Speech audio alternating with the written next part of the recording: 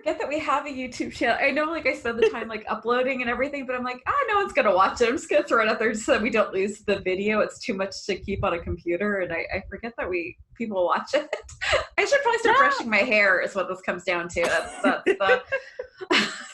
You're amazing. I'm just in awe. I know you look. I'm just in awe of all that you do with all that you go through. What's that? Please don't say that. Oh my gosh. I know you don't like to say you're an inspiration. I don't mean it like that. I just mean you're so great at just helping people and being creative and getting things out there, just, so you can help people and make others feel like they're not alone. And that's really what you've done. So I'll take that. Thank you. You should feel like you're proud. That was the entire reason I started this, was I felt desperately alone and lonely in all of this. And I was just really hoping that, when you get isolated, it just gets dark. So that was pretty much the whole thrust behind Invisible Not Broken, was to keep people from that like I'm the only person who's experiencing this kind of feeling. Exactly. So I had it's gonna take me like at least a day to link up everything in your show notes. Oh gosh, and there is so much to look through. I will be happy to help you. I know. No, it's wonderful. I was looking through this going, oh my gosh, there's because it's going to take me a long time because I'm going to want to read everything. And when you combine tech with anything, my little ears perk up and I'm like, tech and disability, what? There's better ways to do this. And to add on top of it, your disorder is something I've never even heard of. So I'm going to start there. I am not surprised. That's why I wanted to write you. So yay! So Lisa, please help me, because I was going through this going, how did I never hear about this disorder? This is actually something I'm going to want to call my doctor about later. Yes. So it is a very weird, strange name that most people haven't heard of. It's called Charcot-Marie-Tooth disease. And it's just named after the 3 French neurologists, their last names. I mean, sort of like Alzheimer's, which everybody knows, that was the last name of the man. But, it is, a funny name, Charcot-Marie-Tooth disease. It's actually one of the most common forms of peripheral neuropathy. So it is, but it's still considered a rare disease. But for rare diseases, it is on the more common side. However, and I think it was not as, it sometimes takes a while for somebody to get diagnosed with it. And for me, it was a bit strange because I do have it by Are you okay? Oh yeah, no, please. I promise I'll tell you if things are like, I have to stop. I just realized as you were talking, like, I have not taken my medication this morning, and there's no way I'm going to be able to keep talking if I don't. So that was just dislocating a shoulder to get to the medication. Okay, I just saw that pain look in your face. You're gonna see it a few more. I'm so sorry. We don't usually start recording before I give everyone a warning. I'll do this on the air. If anyone who listening ever ends up on the show, if you see me wince, I promise I will tell you if we need to stop. Otherwise, you're just going to watch me dislocate 3 or 4 times in the middle of talking to you. I can't imagine. I know. So, back to your disorder. Okay, so we're recording, I take it? Yeah, we've been recording this whole time. Yeah, that's what I thought. Okay. It's too nerve-wracking otherwise. I'm a little nervous. I've never done this before, my goodness. I'm so sorry. That's actually why I start recording before I tell you, is that I found that people get really nervous if I do the intro, and then I'm like, okay, we're recording. They're like, and I'm like, I get that, because every time I do an interview with me, I get the same panic. So I feel like it's just jumping in tends to work the best. Yeah, no, I totally get that. So, so Charcot-Marie-Tooth disease, it's a form of peripheral neuropathy. It's sensory and motor loss, and it's the myelin sheath around the nerve, which you can think of as the protective layer. That basically the connection the nerves to the brain and your peripheral nerves starts to break down, sort of like, you know, like an electrical wire when it starts to peel away, when you're trying to use that electrical wire, it doesn't work as well.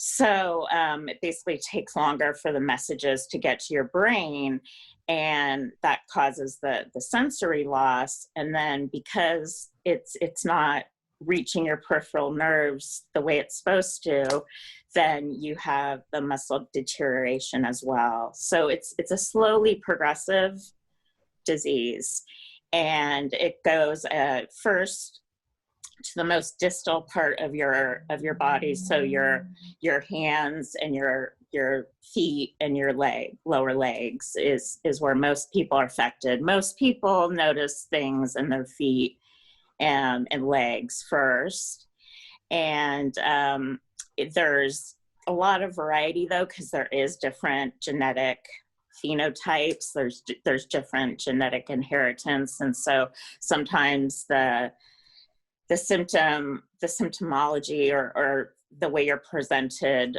can be different. But I have the most common type, which is we call it CMT instead of saying Charcot-Marie-Tooth disease always. So when I say CMT, that's what we refer it to. So I have CMT type 1A. So there's 4 basic subtypes, and then there's A's and B's and 1s and X's. So far, I think they've identified, I think, about 100 different genetic variants. There's some people that have genetic variants that no other people have had, but I kind of fortunately have the most common. So there is a lot of, there's research on all the main subtypes, but about 50% of people with Charcot-Marie-Tooth disease have the CMT1A, which is what I have. So it's a dominant form. This is a congenital disease. It's a genetic kind of chromosomal thing that happens. And most people have it handed down from one parent. And so every time that parent were to conceive a child, there's 50-50 chance they're going to pass that gene onto their child. I have it by, quote, de novo spontaneous mutation. So I'm the first one in my family. Congratulations. So, yes. And so that's, I'm the lucky person here, I guess, or not so lucky, but, and so it was a little trickier, to figure out what was going on with me because I don't have that family history. And, so it did start when I was about 3 years old, when we took our first family trip to Disneyland. I have one older brother who's about 3 years older than me.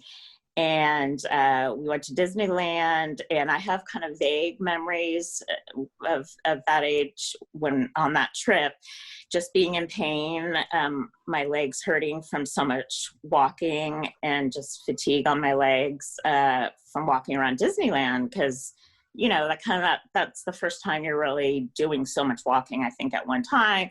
And I cried a lot, I guess, and my parents carried me. And so anyways, that was kind of the first, because otherwise I was a normal kid and I walked at a normal age. I had all the same like developmental stages, crawling, walking. But after that Disneyland trip, my parents took me to the pediatrician and then an orthopedic surgeon, and I just kind of began my journey of doing a lot of walking back and forth down doctor hallways for them to kind of watch my gait and see what was going on with me, why my legs were hurting, just exactly what was happening. And so anyways, the first major thing was that I was born with very high arches and very tight Achilles tendons which is very common with the condition. And so, but again, I wasn't diagnosed with CMT yet. But finally, at age just before I was 7 years old, they decided to do bilateral Achilles tendon lengthening surgery. And it was very traumatic as for my parents to decide to do that. And yeah, because it was really major surgery. I was in the hospital for a week, although I doubt that they would do that. They keep the kid in the hospital that long. I don't know how, how they don't keep people in the hospital the way they used to, because this was in 1977. I was born in 71. So I'm 49. And, but it really, even though it's traumatic, kids are resilient. I tell my parents that it was really one of the best decisions they could have made for me, because it really, really did help. It was hard. I came out with, they told my parents I was going to have 2 casts under the knees. I came out with 2 casts up to my hips. So that was challenging, we lived on this big hill. But, kids are resilient. Once I could walk, and with the walking cast, they put like these heels and I could walk on them finally. I had girlfriends in the neighborhood, and I would go next door and play with my friends and stuff like that. Anyways, so I recovered from that. I was always kind of clumsy, but I was a very active kid, and I danced a ton. I know you were a ballet dancer too. I love dancing. That's really was my passion, and I think that helped me a lot. So I was always kind of clumsy, but no one really knew what anything else specific that was going on with me. So finally, when I was in junior high, about age 14, they were testing for scoliosis. And that is, not everybody has spinal issues, but it is also, for whatever reason, a common thing that a lot of people with CMT also have scoliosis, or something called kyphosis. So scoliosis, many people know, curvature of the spine. So I was found to have that, and that kind of began my journey of going to Stanford Children's Hospital for my treatment there, because I grew up in the Bay Area, and getting treated for that. And the orthopedic surgeon, the orthopedic doc who helped me with my back, for those years during my teenage years, he noticed all these symptoms of my feet, sort of these very high arches, and what they call like a drop foot, and my weakness in my feet, and how cold they were, because like I had mentioned, it's sensory motor. So I have very cold hands, cold feet. The circulation doesn't work as well. Anyhow, he noticed all these symptoms, asked my mom a lot of questions about any family history.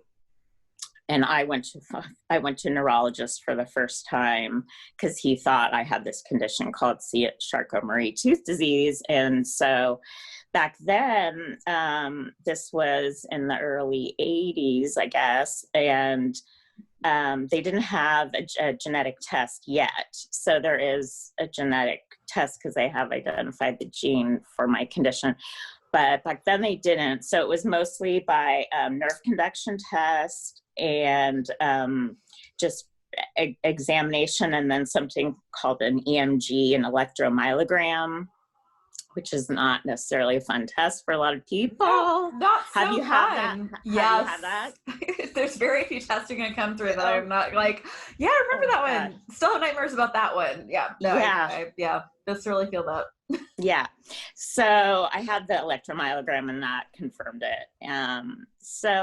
But again, back then, sorry, but the stroke of yes. luck that you were by Stanford is just Oh my insane gosh. to me. Like that you didn't end up like at 30 or 40 still like looking for an answer. That's just, Stanford is a very interesting institution, and they're very good with like weird stuff.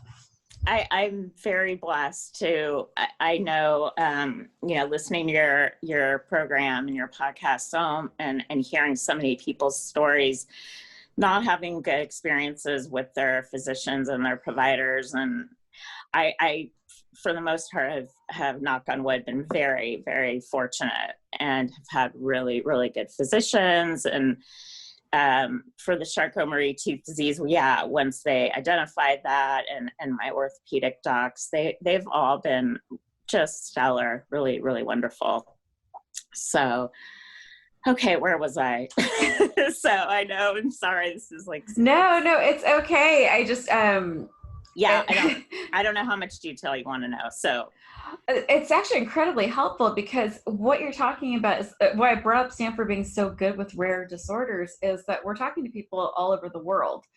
And right. they don't, a lot of people don't have, like if you're living in Nebraska or in Oklahoma or in Russia or in India or in Africa, you might not have access to a doctor who's heard of this. And you've done an incredible job. Even like living in San Francisco, I had never heard of this. Like, it's a rare disorder. That's part of what I love about doing this podcast, is there's been 3 people who've been diagnosed just from listening to this podcast and going to their doctor going, I heard this podcast with these symptoms. So you've done such a great job of explaining what you had, that people can look out for and bring this to their doctors, because obviously every GP does not know every disorder that's ever existed. Right. So it's really helpful to I know when I was sick, I had like a billion weird symptoms from am I crazy? Am I some sort of weird genetic experiment that went horribly awry? Like, what happened here? And so I'd watch all the house documentaries, the house show as a documentary, and Grey's Anatomy and all these shows, to see if someone came in with these symptoms, that I could go, okay, now I can ask about this. Right. Yes. So I was very privileged to go to Stanford and have wonderful docs there. So even though I had this diagnosis at age 14, then in kind of the scoliosis treatment, it became the dominant thing. I was very active with dancing, and there was 2 main treatment options: wearing a back brace, or what they had, I forget the technical name for it, but it was like this electrode stimulation device. It looks very similar to a TENS unit. So you H-wave? Pardon me? Do you use H-wave? Well, this was the treatment for scoliosis. I don't know if that was what it's called, and they don't know that it 100% works. Basically, scoliosis treatment is just trying to prevent the spine from worsening, the spine from getting any more curved during your growth. And so I wore this electrode stimulation device at night when I slept for about 2.5 years, from age 14 to 16 and a half. And it was, it was better than wearing brace, because I just physically, in order for it to be effective, they told me I had to wear it 23 hours of the day, with an hour to take a shower or something. And there was just no way, because you can't dance in that. And, you can't do much in that. So I chose the electrode stimulation device, and I was glad I did, but I had a lot of problems with it. First of all, there was these 4 electrode pads you had to put on with this gel, and you had to get it in very specific spots, and I couldn't reach myself in all the areas. So it was just very infantilizing. I had to have one of my parents put it on. I had to have one of my parents put me to bed, basically, from age 14 to 16 and a half. And then I have very sensitive, fair skin, and I would break out in these terrible rashes just from the stimulation thing. And I had all these residents and interns at Stanford taking pictures of my skin and trying to figure out how to help me and give me the most sensitive skin gel to make it work. Anyways, it was you were a teenager. You were a young person, being observed as a teenager and having your body observed. That's a different kind of crunchy there. That's a lot of self-awareness.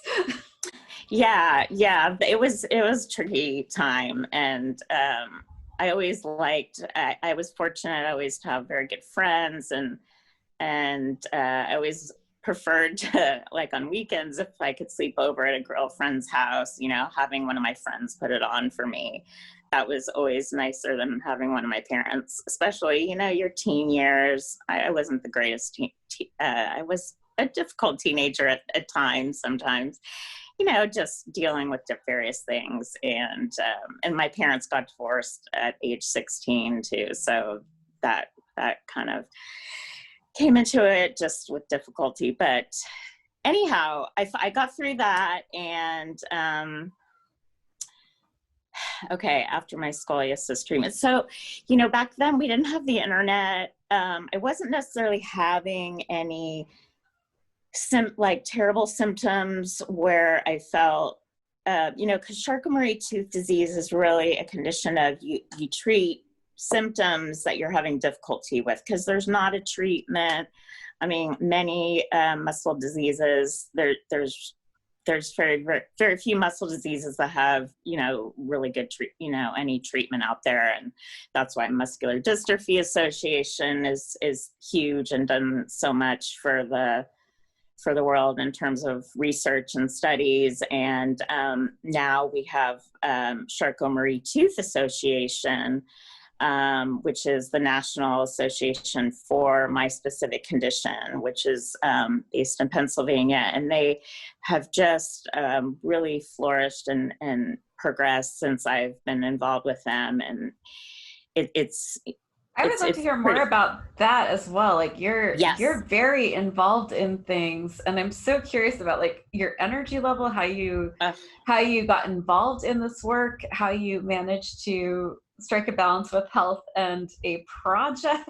Like that's I'm actually just like mining for advice is what I'm doing with this. Oh gosh, no, I love advice from you. You seem like your energy is amazing. No, that's cute. No, let me dispel some myths very quickly for anyone who listens to this and is like, I should be doing this much. No, you shouldn't. No, please don't. I do this as a pain distraction technique, and it is biting me in the tail. And Eva came in to save this podcast because I was quitting and I had to stop because I kept going to the wall.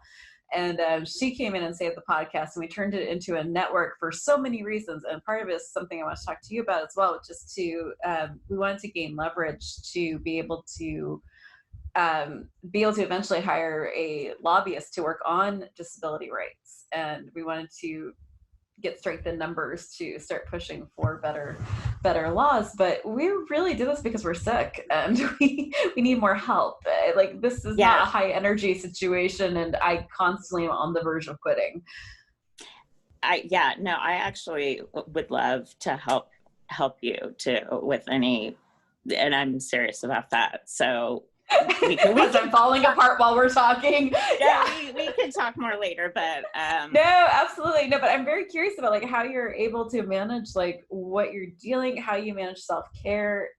You're involved in a lot of things, and I really also desperately want to get to the tech and disability, because I, like many disabled people, hold out this incredible like last savior hope for technology. Like technology is sort of the promised autonomy. Okay. So let's see.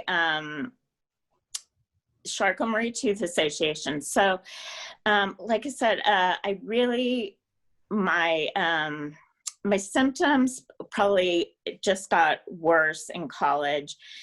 Spraining my ankles all the time. I was in physical therapy. I went to UC Santa Barbara, which was amazing and wonderful. Oh, I'm jealous. That's a gorgeous campus. Yeah, it was. Yeah, anyone who does not know Santa Barbara, it basically stays 75 degrees 11 months out of the year. It's a beach town. It's got gorgeous architecture. It's great food, good rollerblading. Yeah, it was wonderful.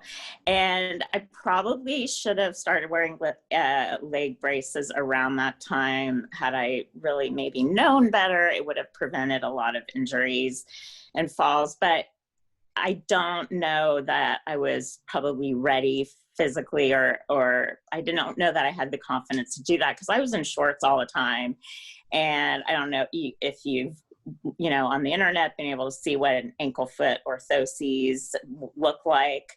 But they are not, the braces are not sexy. I mean, we really need to they're not sexy. No. We need to like fashion up our bracing. Like someone needs to like get on this. Rihanna, Fenty, they need to like start making some really cool like braces, and we need to up this. The game needs to be set.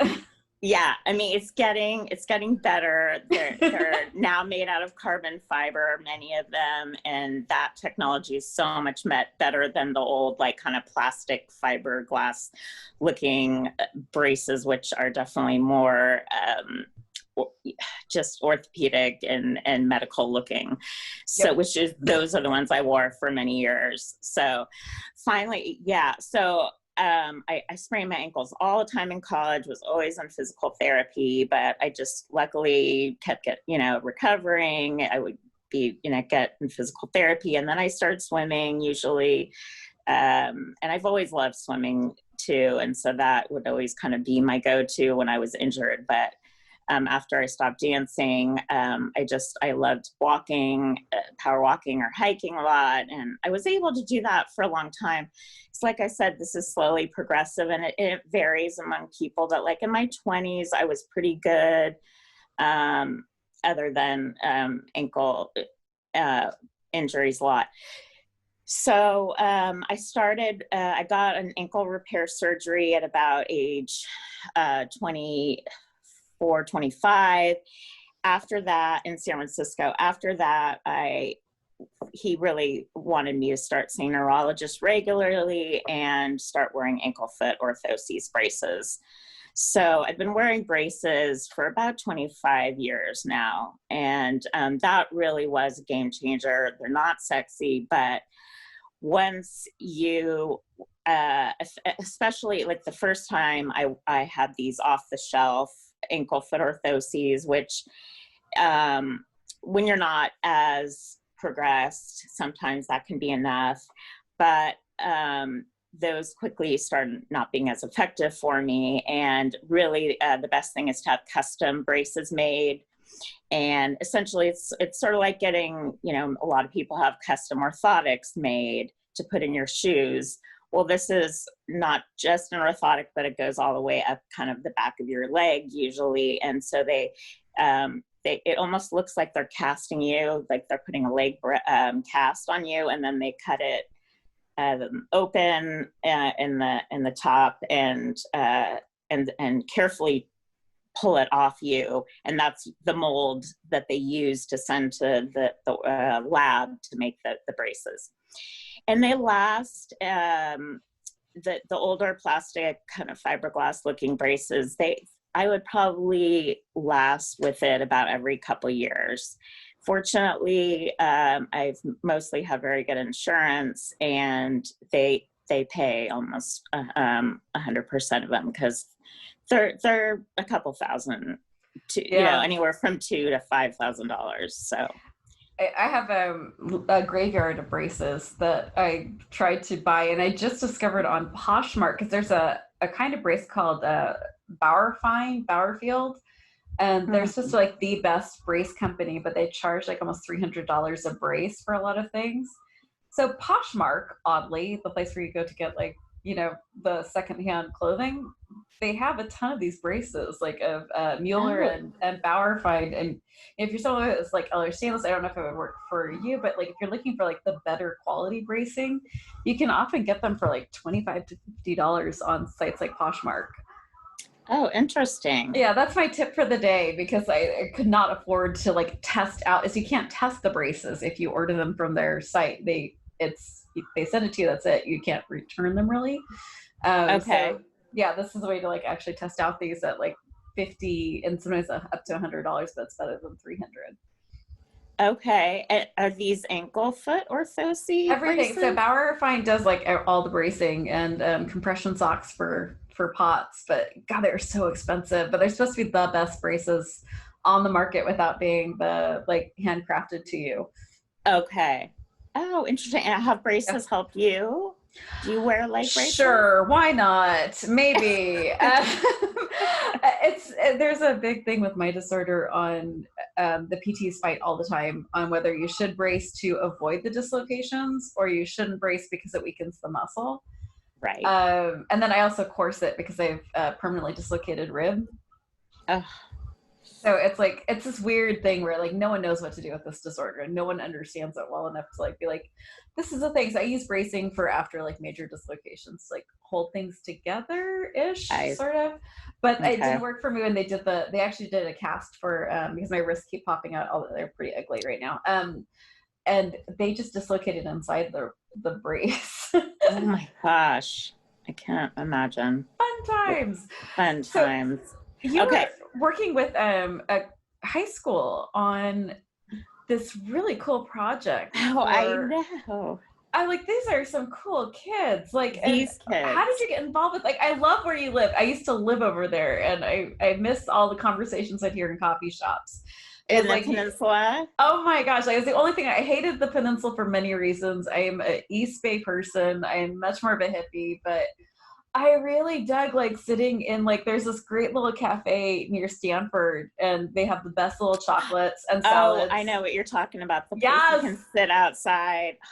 Yeah, and then they have like the big, like, sort of like giant couches in the back where everyone sits, and like they have the best scrambled eggs and toast. And like I'd sit there and I would like listen to people talk about reconstructing hearts and like creating like I just sit there and listen. I'm like, what? No, just ignore me. I'm just totally like bombing into your conversation. But coolest conversations would be happening there from like the newest. Like I remember when Facebook started on University Avenue. Like that's how old I am.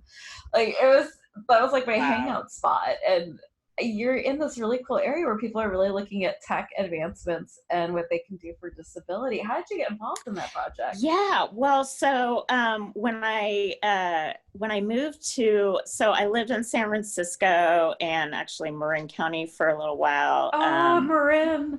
Yeah, I know, that was beautiful too. And I lived there in my 20s and early 30s, and I was actually married when I lived there, and I'm divorced now. But and so when I was living in Marin and then I separated, I decided to move back to San Francisco. My dad lives there. And that was just traumatic, and he helped me find a place. And I lived in San Francisco on my own there with my little dog. I had a toy poodle, and he's my baby. And he's since moved, gone on to. He's no longer with me. But then I finally decided to move to the peninsula because I grew up in San Mateo. My mom lives here. A lot of friends and cousins, and it just more of a network. I just felt like that was probably better, and the city was getting hard for me just with my disability. And I do drive some. That city is not meant for disabled people. Like San Francisco, they do not like that. San Francisco likes disabled people about as much as Oakland does. Like they are like, no. It's tough. So, so I moved to the peninsula, and so when I first moved and I got my first apartment, I've just been sort of lucky, finally, some on my own, just researching, finding resources out there for people with disabilities. And I can't remember how I found them, but I was turned on from somebody to look into the Center for Independence and Disabled in San Mateo to help. I've never even heard of this. I lived in San Mateo. How did this happen? Like, what are they? Where were they? I don't, I think they've been around for a long time, and they have different areas that they help people with. They do have assistive technology person, and they will help you with various computer issues, or recommend different technology things for you. I mean, they don't necessarily have funding to buy you buy you things, but they can recommend things depending on your condition and your, if you have a doctor's recommendation. I was told that they can help put in grab bars in your shower.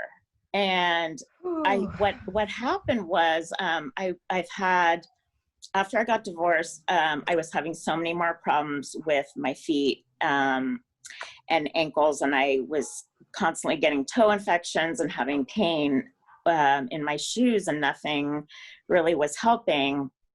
So I started to go back to different orthopedic surgeons, and I ended up having major foot surgeries, one at a time, 6 months apart, where I had all my toes, because I had hammer toes very badly, which is common with CMT, because we have one set of muscles that are strong, which pull down the toes, but then the muscles on the top that are supposed to help lift your toes, those are atrophying, and so you become kind of clawed-toed. And it was causing me so many problems. So I had basically all my toes fused. So they basically break all of the bones, and then they put pins in your toes. And yeah, and I had some muscle transfers at the same time in my ankles. Yeah, it was pretty major surgeries. And I had one at a time, so 6 months apart. But so I was in, cast and crutches and non-ambulatory for a while and recovering. And everybody said, I really need to get grab bars in my shower, because it was really a fall issue. And somebody told me about Center for Independence and Disabled, and I went, and they interviewed me, and I got a note from my doctor, and basically they had this wonderful person come over and for free put in grab bars for me. Wow. In my shower, and they were amazing. Yeah. I still don't understand why that's just not required in every shower. Like, it's not like if you're temporarily able, you might not slip in the shower. Like, it's just so ridiculous that, like, we don't, like, this seems like a no-brainer. Yeah. And they have just been wonderful over the years. I had moved apartments a few times, and they'll come to your next apartment and put in grab bars there.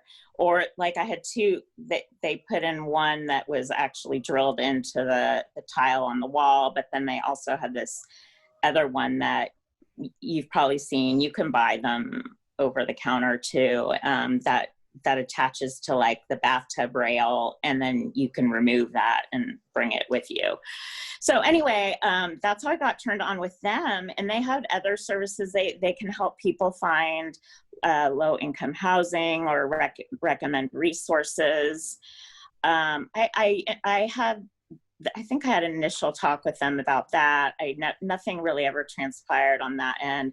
But then also for a while, they had a wonderful shopping, grocery delivery help. They had volunteers that helped deliver groceries, and that was wonderful. I had this wonderful couple, like retired couple, that after my first surgery delivered groceries for me like once a week, and that was completely free. And this was all through the Center for Independence and Disabled.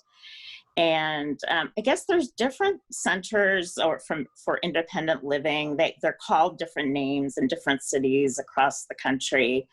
You just have to look for them. And I guess I lucked out that that I lived right near one. So that definitely makes a difference. And then, yes, I got tuned in with the assistive technology, and they've helped me with various things over the years.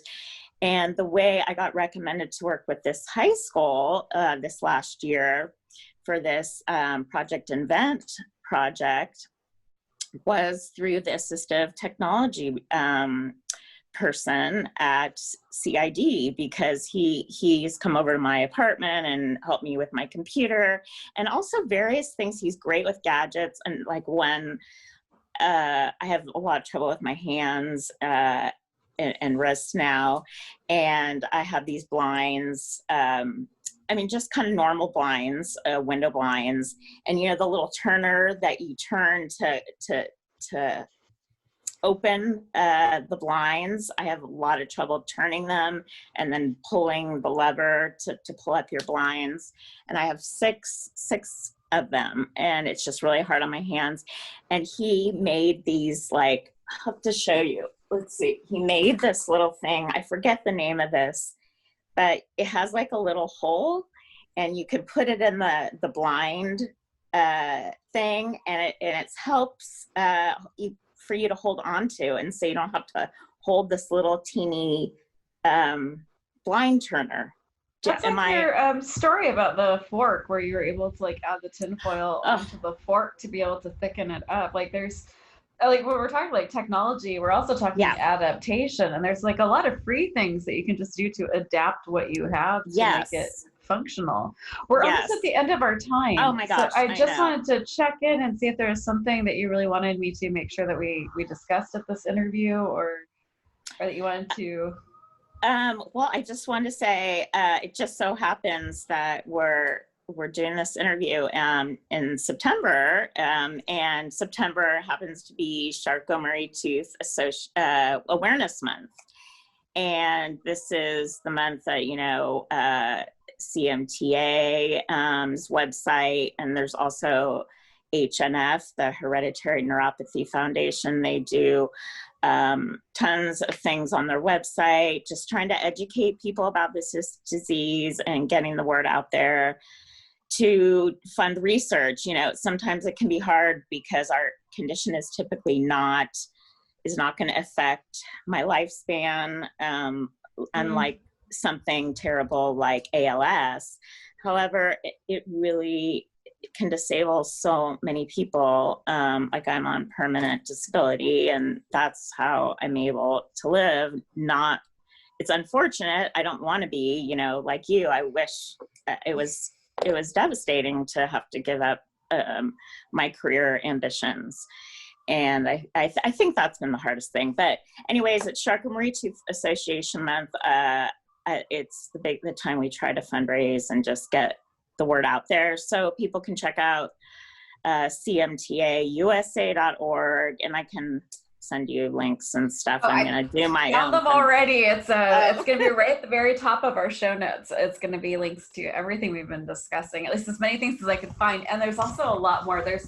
We could probably just interview for about 3 hours. I know. Because there's so much cool stuff that Lisa has, and I do have it all linked up, and I'm really hoping Lisa will be coming back for more interviews. I would love that. I'm so sorry. I probably rambled too much. If you're going to apologize to me about rambling, I have bigger issues with that. So you're all good. I just want to be really mindful. I'm trying to keep all the interviews to under an hour, because I processing them is brutal when they're more than an hour, and I just don't have the energy anymore. I can't imagine. Yeah, I can't either at this moment in time. So thank you so much for coming on. I'm sure we will get to see you again. I'm hoping we can get you on more regularly. You have so many wonderful things to talk about. So happy too. Oh, yay. I'm glad. And it's so nice to reminisce about some of the places I used to stomping grounds at. Thank you so much for listening, everyone. Head over to, we do have a YouTube channel if you are curious what we all look like, especially when I can't get to my hairbrush. So that's definitely a moment today. We are now a podcast network, so please check out some of our other podcasts. Eva has Human Care. I have Explicitly Sick. We still have Invisible Not Broken, but we're using it for our roundtables of other podcast hosts coming together to discuss a specific issue. Jason has Discomfort Zone, and Dr. Phillips will be coming on with sex and chronic illness and disability. Love that. So excited. He's awesome. Isn't he? Oh my God. He's I love so Dr. cool. Phillips. He is one of my favorite. He cracks me up every time we talk. It ends up like these 2-hour conversations. If you can and you are able, please head over to our Patreon. We would like to be able to get better transcription services. We are very aware that is missing in our podcast. We understand the irony being a disability and chronic illness podcast and not having that. We just cannot afford it right now. So that's what your money would be going to. I believe that's it. So I will end with, these are unprecedented times. So be very kind to yourself so you can be kind to others. Be gentle with yourself so you can be gentle to others. And in whatever way it looks like to you, be a badass. Hope to see you guys next week. probably will be taking November off since it's NaNoWriMo month, and I am oddly going to try to finish writing a novel in 1 month. We'll see how that goes. Oh my gosh, good for you. Whimper, I've done it every year for 3 years, and have you been doing it? I only finished it once. I only succeeded once at it. We'll see if I do it this year.